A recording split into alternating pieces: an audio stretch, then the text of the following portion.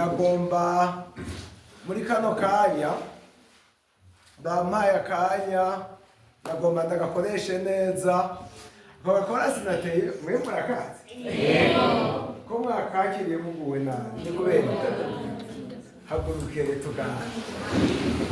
tubivuge neza yuko Imana yacu igira neza. Imana yacu ni nziza igira neza.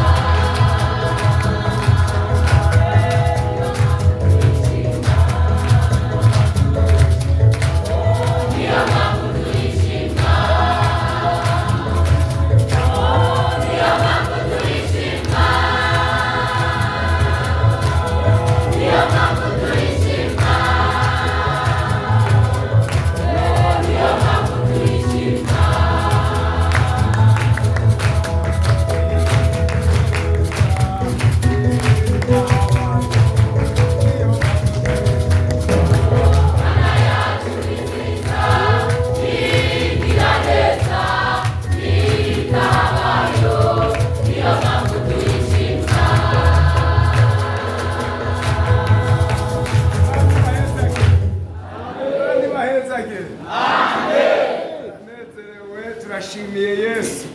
Reka tuganirire mu ijambo ry'Imana, ariko nk'uko pasiteri yavuze ni iby'ukuri turasangiye umutwaro na bene data bo mu Ruyigi n'abandi bene data twifuza ngo Imana izitugirire neza, Imana izidutere iteka, abana bacu nabo tutakiriho cyangwa tuba dufise ingufu nke z'umubiri.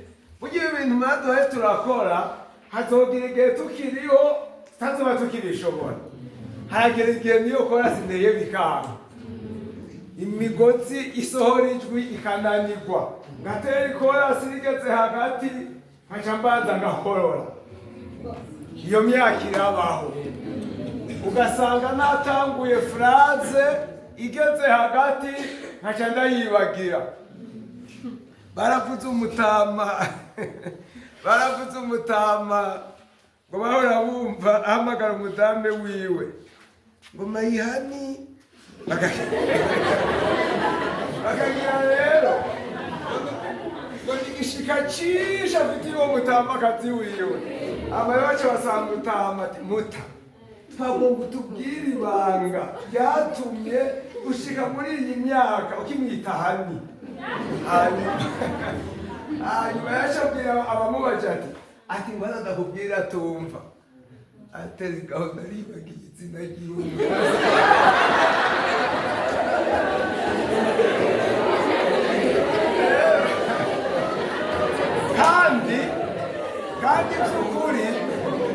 kandi by'ukuri ibyo birabaho imyaka.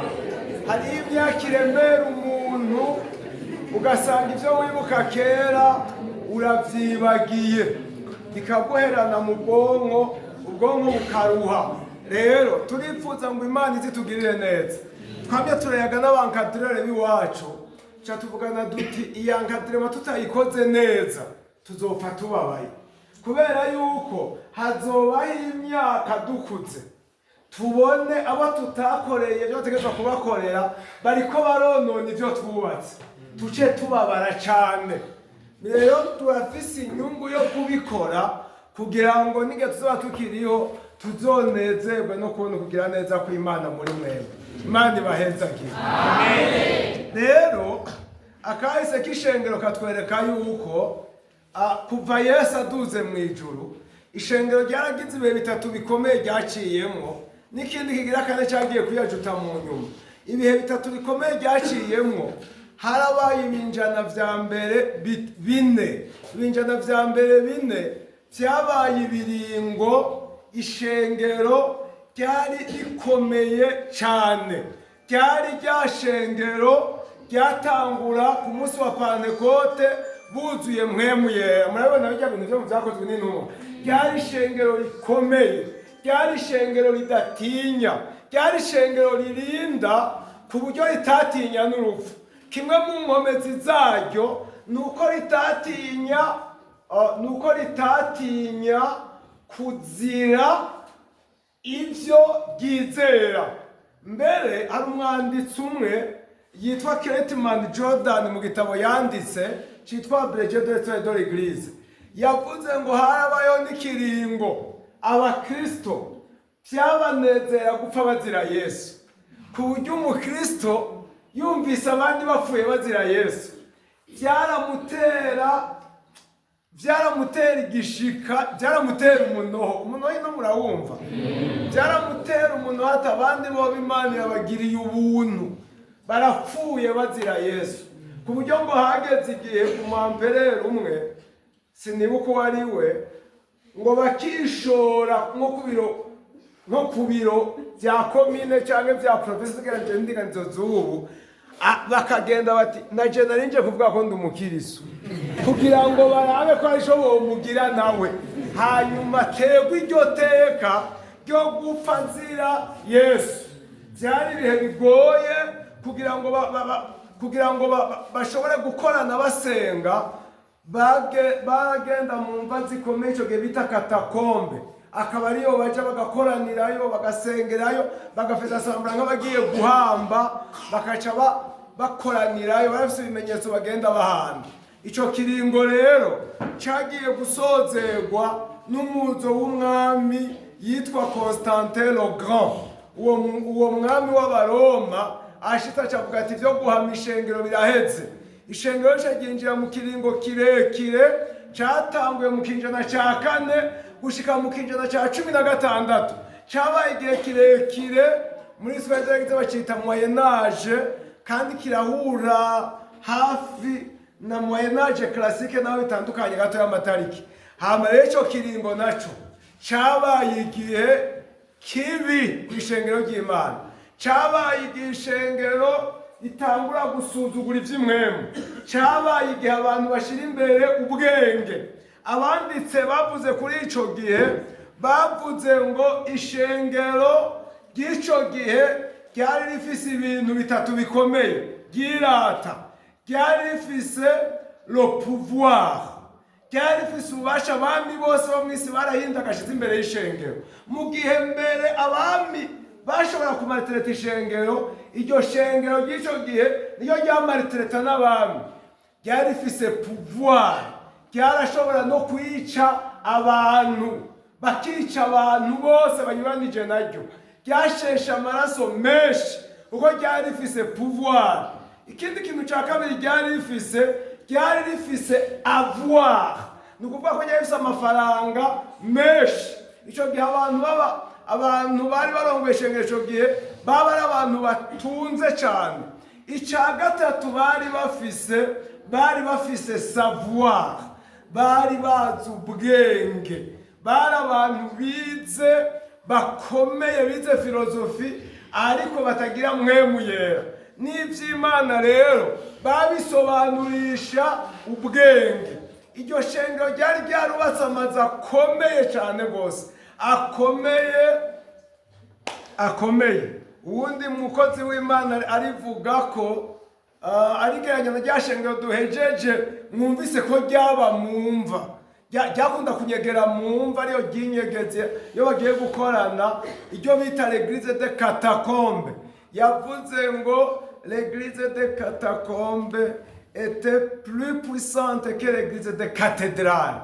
Iryo shengero ryo mu binogo ryinyegeza rimwe ritatinya urupfu, ryari ishengero rikomeye gusumba ishengero ry'icyo gihe. Hama rero kuva mu myaka yakurikiye inyuma y'ikigeza ca 16, mu mwaka wa 1917 hahagurutse umusore yararinda cyane yitwa Martin Luther, wo mu Budagi aca aravuga ati ibi bintu ntibikwiye kuguma uku, Imana iramukomeza. Baragerageje kumuhoza ico gihe ugwanirije idini ry'ico gihe waca wicwa, baraguturira, hariho sentare ikomeye cyane, mugabo Imana iramuhagararira kuko yari umugabo yakunda gusenga.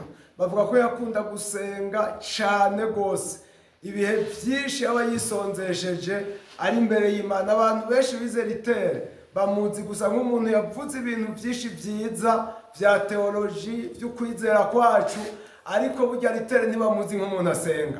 Martin Ritere yari umuntu asenga cyane, yari afite iminsi yo gusenga no kwisonzesha, ku buryo bavuga abamuzi abamwanditse ko nk'umuntu asenga, bavuga yuko hari n'igihe yahora asohoka mu biro, iyo umwanya we wo gusenga yumvise babaye muto, akabanza agasohoka akagenda agapfukama agasenga kugira akwize umwanya wo gusenga Imana. Uwo Imana yamukoresheje, haraba impinduka zikomeye. Muga nyuma y'izo mpinduka haca hongera haza ubugaragwa, hongera haba ukumanirwa kw'ishengero. Hama yamaze kuba ukumanirwa kw'ishengero, Imana igenda irazana imivyuro. Mugabe iyo mivyuro yaba hamwe ntiyakwira cyane. Niho rero mu mwaka w'1900 umugabo umwe yaba muri Leta Zunze Ubumwe za Amerika, ahantu hitwa Itopeka, hariya muri leta imwe yitwa Kansas yo muri Leta Zunze Ubumwe za Amerika, yitwa Charles Fox Parham. Yari asanzwe Imana yamukoreye ibitangaza byinshi kuko yari asanzwe ari mu bantu bakunda gusenga. Yaciye yuguruza ishure yitwa Bethel School, aca atanguza inyigisho zo kwigisha abantu gukomera kw'Imana. Mugabo muri ico kiringo nyene aca aguma yumva mu mutima afise umutwaro wo kumenya. Yasi ikibazo kivuga ngo mbega Imana yoba igishobora kubatiza abantu muri mpwemu yera nk'uko yabikoze ca gihe ca mbere? Kuko ico gihe hari abantu bavuga ngo bijya vyabaye mu gihe c'intumwa ngo vyahereye hariya nyene, ntivyari ngo vyari byo gutanguza ishengero, bakavuga ngo ntibigikenewe. Ubwonko bw'abantu bwari bwaratewe na filozofi ku buryo ishurirwa ryari ryaroye hasi. Abantu bari basigaye baza amafilozofi menshi cyane rwose, yari yaraciye menshi. Hanyuma rero mugabo baca bafata umwanya wo gusoma Bibiliya. Uwo mugabo Charles Fox Parham asaba abanyeshuri mu ishuri Bibiliya ati gende mungirire recherche, mundabire mudasomye ikindi gitabo, musome Bibiliya yonyene, mundabire nimba Imana yoba ikibatiza abantu muri mpwemu yera nkuko yabikora kera igihe c'intumwa. Ati kandi muce mundabira ni igiki cemeza ko umuntu yabatijwe muri mpwemu yera, ni igiki kivyemeza ngo umuntu amenye ati nabatijwe muri mpwemu yera. Charles Fox Parham rero baje kumuha raporo y'ivyo bize, baca baramubarira bose bati ko ivyo twize vyadushikanye kuri conclusion ivuga ngo nuno musi Imana iracabatiza abantu muri mpwemu yera. Baramwereka amajambo basomye mu vyakozwe n'intumwa, baramwereka ngene ijambo ry'Imana ryaravuze. Hanyuma rero ngo baca banamubwira bati kandi conclusion twashitseko twasanze ikimenyetso cerekana yuko umuntu abatijwe muri mpwemu yera nuko avuga mu rurimi rutamenyekana. Ico gihe rero Fox Parham amaze kubona abanyeshuri bamuhaye iyo conclusion, baciye batangura gusenga basaba Imana bati turakeneye kubona natwe Imana isuka mpwemu yera, hakaba no kuvuga ururimi rutamenyekana. Baca rero muri iyo shuri ya Bibiliya barasenga kugeza aho bagize iyo découverte mu kwezi kw'icumi muri Octobre, ariko mu kwa 12 le 31 décembre baca bafata programme yo kurara barasenga, kubera yuko iryo joro murazi ko riba ijoro riheze umwaka, muravyibuka le 31 décembre. Erega bari bamye basenga, erega bari bamye basenga, erega bari bamye basenga, erega bari bamye basenga, erega bari bamye basenga, erega bari bamye basenga, erega bari bamye basenga.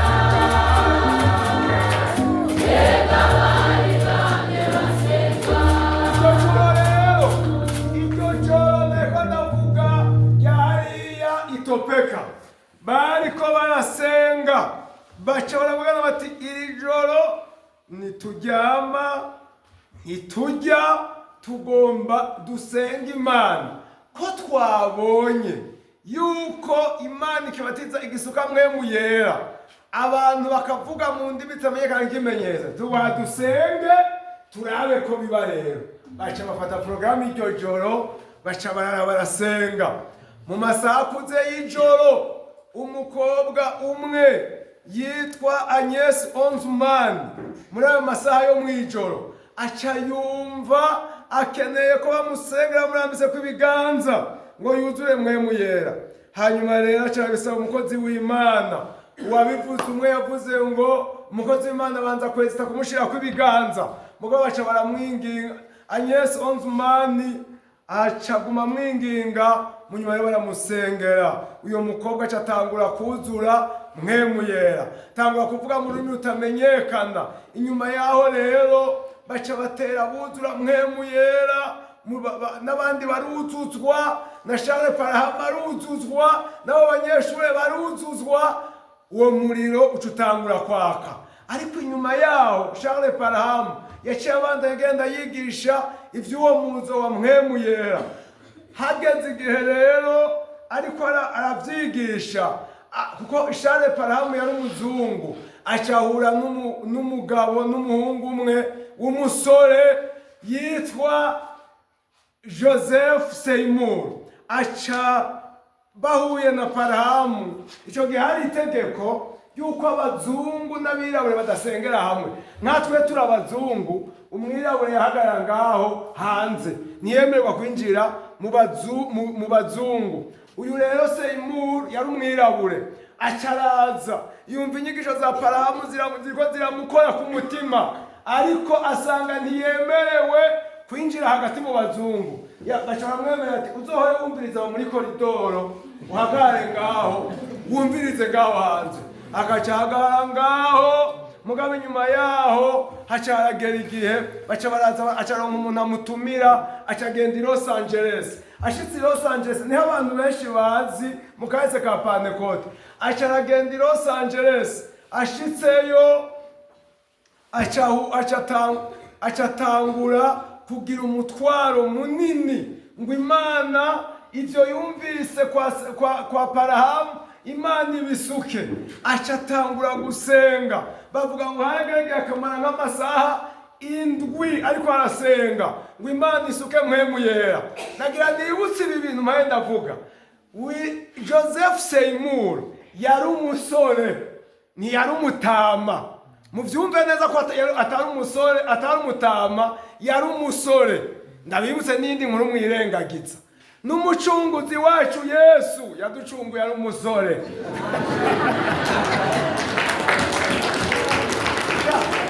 Abahungu muri babi bavyumvise abahungu, ariko ntimwovuga muti amen. Amen.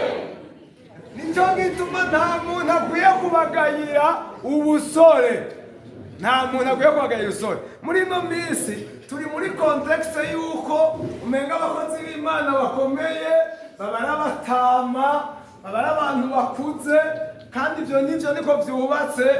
Aha ngaha twe na Pastor Samuso hagati mu bapastori turi mu bantu bakiri bato, ariko natwe imisi yatujanye. Umaze kugomba kumara inusu cyangwa ukarenza inusu y'ikinjana, aho urindiriye Mesiya nyene. Nico gituma tuzokomeza kugira umutwaro ngo mwebwe muze Imana izibakoresha. Imana irakeneye gukoresha abasore. Hari inkuru muri Soya Pentecote y'u Burundi abantu benshi batazi. Abantu benshi bazi umwungere yigeze kuba mu Burundi yitwa Madengwa Bedenego. Bamuzi ari umutama. Ariko ikintu batazi nuko yasengewe mu pastori afise imyaka 20. Nukuvuga yuko Imana mu kahise ka Pentecote abajene bajuwarore nini cyane. Yaba twari dufise umwanya twari iyo fase nari kuyibereka. Abajene bagize abantu baza ko abamisiyoneri baje mu Burundi bari bajya batamba muhora mubona baza, bari abajene benshi. Mbere bamwe bagira mariage muri Afrika, bamwe baza bataragira na mariage bakagira mariage. Ni wacu umukobwa yakoreye Imana cyane yitwa Alice, yari umukobwa, ntiyari n'umugore. Hari abantu bibaza ko kuba umukobwa ari umukoshi, bibaza ko gupfura umukobwa ari umukoshi. Si umukoshi. Umudirektrice wacu kumugara yari umukobwa, n'ubu n'umutamakazi w'umukobwa.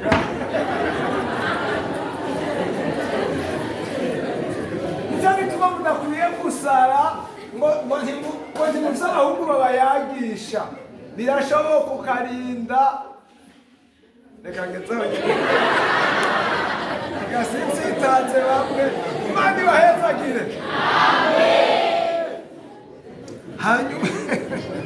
Hanyuma rero Seymour ashitse Los Angeles yagize byo gusenga mu kwa kane 1906. Niho bagira amasengesho akomeye yo gusaba Imana ngo Imana ibuzuye mpwemu yera. Barafata ibihe bikomeye, Imana resha isuku ubushobozi bwa mpwemu yera. Hariya rero i Los Angeles habaye umuriro mwinshi cyane. Hari abanditsi bavuze yuko agahungu gatoya k'imyaka 8 koba kari mu bantu ba mbere batanguye kubatizwa muri mpwemu yera i Los Angeles. Abandi bavuga uwundi muntu, ariko ibyo singomba kubitebako. Cyo nagomba kuvuga nuko muri ico kiringo Imana yasutse mpwemu yera rwose i Los Angeles. Abantu baruzura mpwemu ku buryo ngo bashobora kumara iminsi 3 wubaye hasi uri kuravugishwa udaheza. Hari umuriro mwinshi. Seymour yari afise ngo ubwiza bw'Imana bwari kuri we.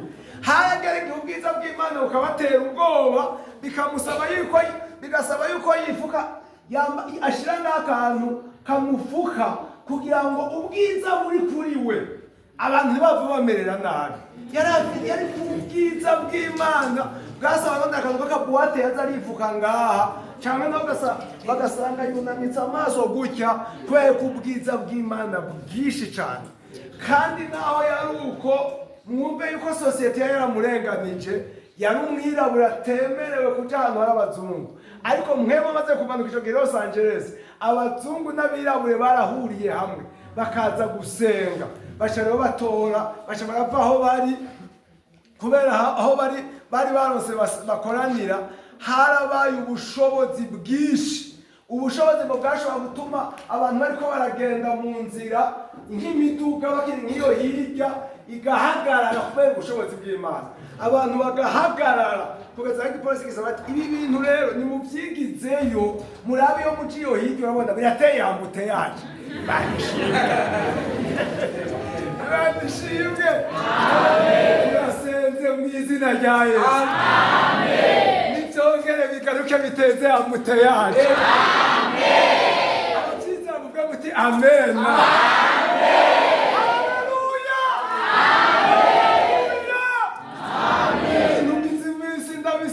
Ndabikumbuye, ndabimaranye iminsi mu mutima.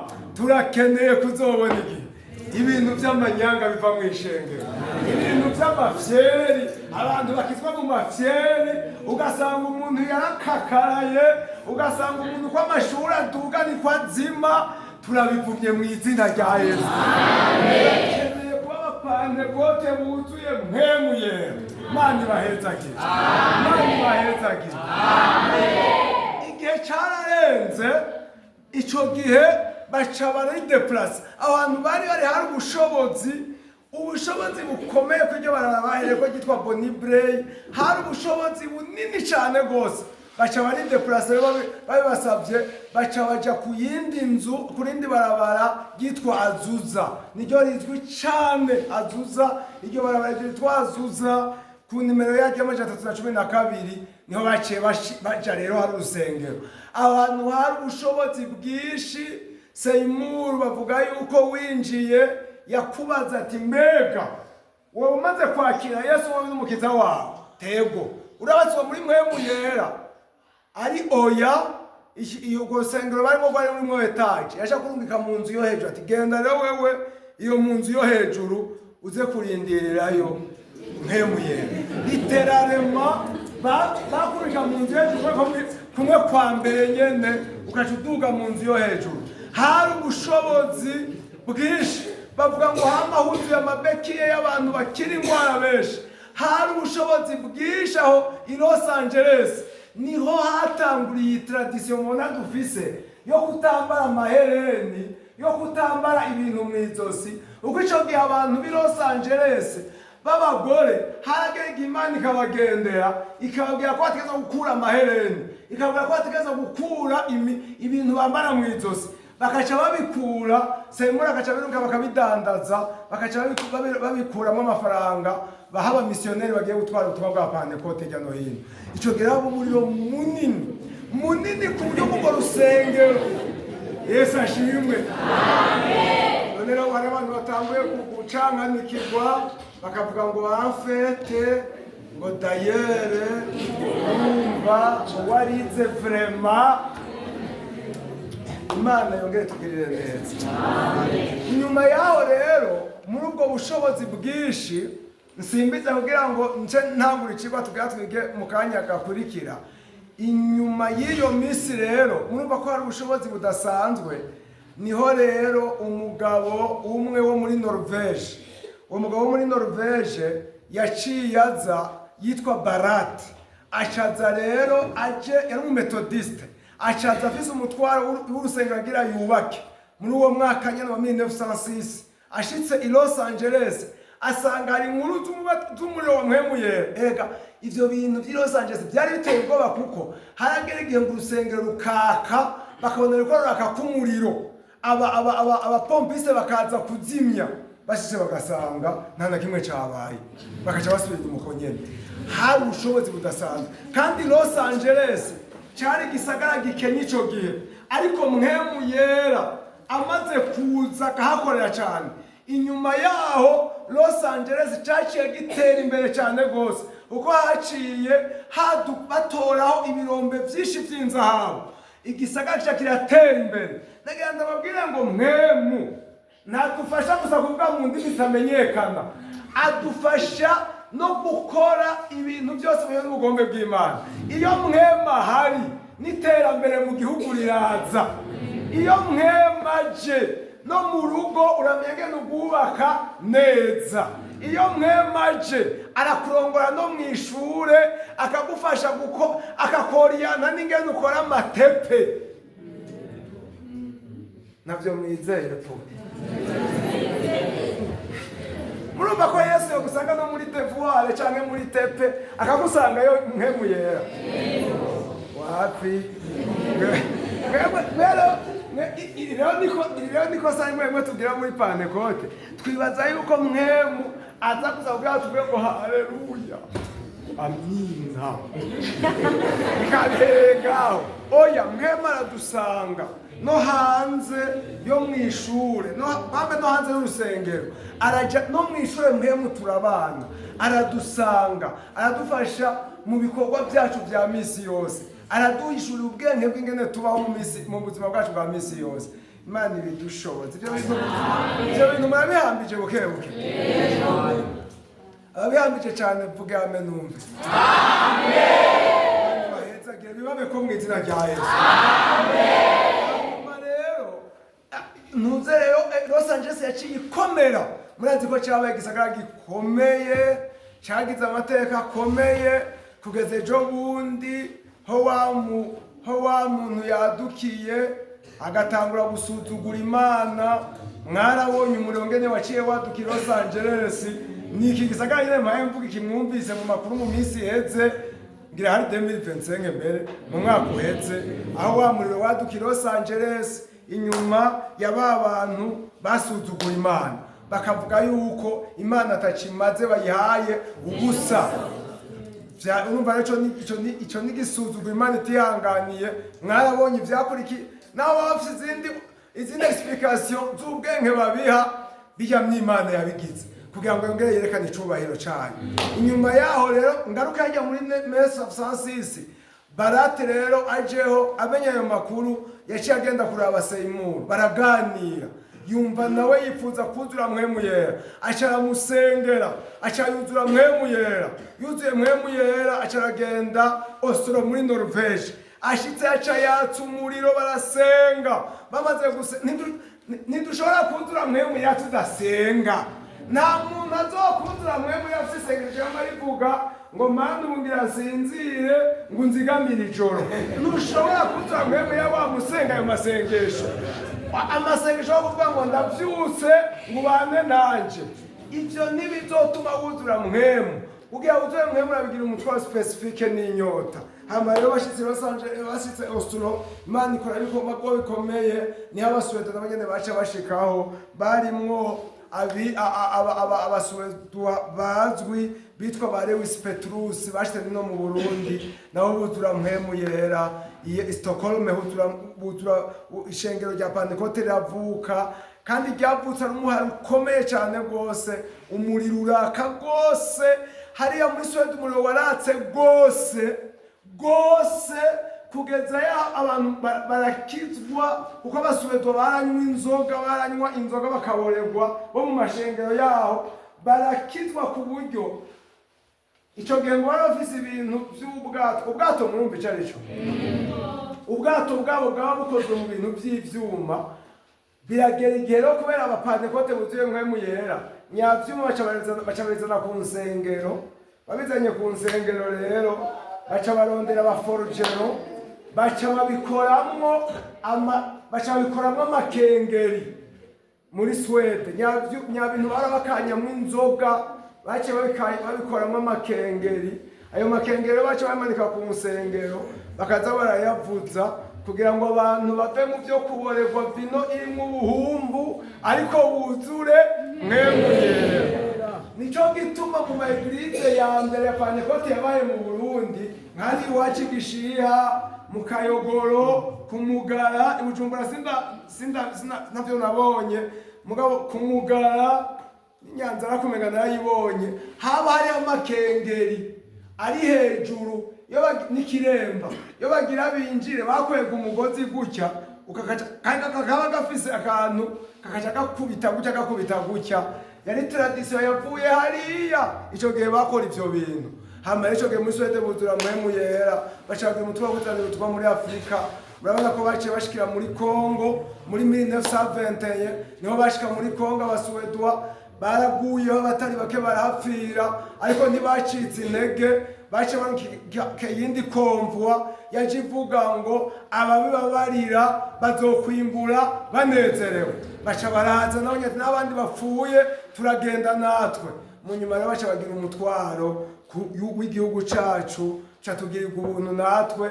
Le 2 mai 1935 babatambuje ibikorwa vy'Imana hajya ahantu imakamba yitwa mu Kayogoro, niho batambuje ibikorwa vy'Imana. Mu nyuma rero bicaye kwiyagira hirya no hino gushika na hano mu Ruyigi. Imana ishimwe. Hirya no hino umuriro wa Pentecote urakwira mu mwanya mutoya. Umuriro wa mpwemu yera uracariho. Umunsi wa Pentecote ugashitsa n'ubu umuriro wa mpwemu yera uracariho.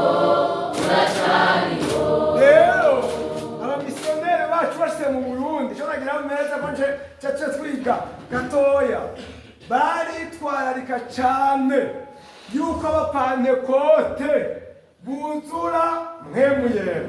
Bari babifitiye umutwaro ukomeye, baravyigisha, baratuma ko abajene bakabaha umwanya. Narumvise amakuru yabaye muri rimwe muri aya mashengero 6 yatanguye mu Burundi, ko hoba harageze igihe umumisiyoneri w'umuzungu aragira umutwaro yuko abahungu bamwe mu bayarafise mu ishengero buzura mpwemu yera. Aca arabatwara abajana ahantu ku rusengero, aca bugaraniraho, arababwira ati ntimuzova mutuzuye mpwemu yera. aca asiga bugaraniyeho aca arigira baca basigarayo rero. Ni inkuru yabaye twayagiwe n'abantu baho hantu abugaraniyeho rero baca basigara ngaho baramara umwanya baza bagira inama bati rero reka dusengaga nta kundi baca barasenga. Ndafise umutwaro kweli, ndafise umutwaro wo kuzoshika aho hantu vyabereye ko barahambariye. Ndafise umutwaro wo kuzohashika nkahahonyora nkaraba. Baca barageragero bamaze hakanya ntibakatubwiye baruzura mpwemu yera, baruzura mpwemu yera, baruzura mpwemu yera. Misiyoneri agarutse asanga buzuye, mugabo gusa ngo harimo agahungu kamwe kari kabuze. Wasanze kamerewe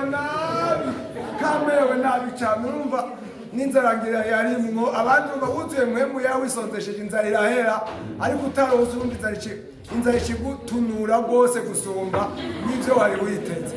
Ndabifuje rero kuzura mpwemu yera. Amen. Baravyitwararika, barabigirira umutwaro. Nico gituma gushika uno musi iyo uhaye urumviriza intahe z'abantu bo muri generasiyo ya mbere, bafise intahe y'ingene bakiriye Yesu, bafise n'intahe y'ingene babatijwe muri mpwemu yera. Ariko babu barabivanga.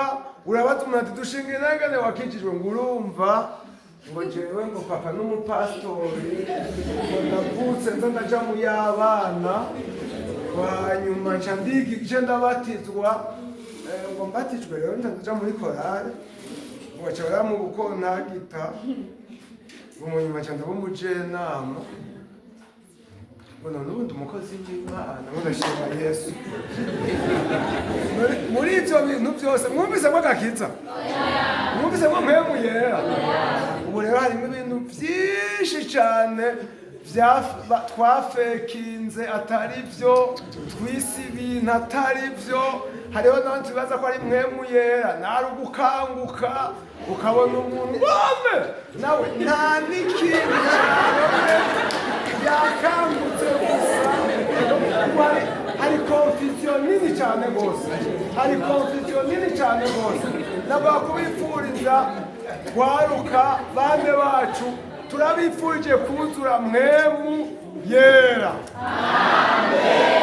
Kweli Imana izidutera iteka, Imana izitugirira imbabazi n'ubuntu, yumva umutwaro dusangiye dufise, Imana izibuzuze mpwemu yera. Amen. Ikunda kubiduha tubigombye by'ukuri. Nuno musi Imana iracasuka mpwemu yera. Abamisiyoneri ba mbere b'abarundi baduga muri Nord, hariya muri Nord hose baratubariye umutwaro baba bafise kwari uko abakristo buzura mpwemu yera. Abantu bagize ankadrema za mbere batubariye muri ankadrema z'Ikiremba, umutwaro wa mbere wagira kwari ko buzura mpwemu yera. Barabibigisha, bakabibasobanurira, bagafata ibihe barondera kuzura mpwemu yera. Byari ibintu bikaze, birimo umutwaro, birimo inyigisho, kugira ngo abantu buzure mpwemu yera. Kuko ukuri nuko mwebwe muzuye mpwemu yera, Imana izobitugiriye neza, kazoza kazoba kari asure. Ishengero ryacu rya Pentekote ryabayeho kubera abantu bari bakiri bato. Bariya bandira bika muhora mwumva, bariya basamiye muhora mwumva, ntibatangiye gukora Imana n'abatama. Bari abajene bakiri bato, bakirimo ingufu, banyaruka, bagenda. Hari ibihe barara mu biti hejuru, bakurira ibiti bakaja kureba kubera intambwe. Babishobora kubera bari bakiri bato kandi buzuye na mpwemu yera. Umwungere Samiye yashinze intahe ngo umunsi yuzura mpwemu yera, asohotse hanze abantu bose bahura, ngo yeza asange kwaramusa ngo haleluya haleluya, kubera muri we yumva yimutse, ibintu byose byabaye bushasha. Turakeneye kongera kubona izo ntahe, izo ntahe mu kwaruka, atari ntahe zo gufondafonda, atari ntahe zo kwegeranya, atari ibintu byo kwigana, muga ibintu originale, ibintu Imana itanze. Haleluya. Amen. Bibabe ko mu izina rya Yesu. Amen.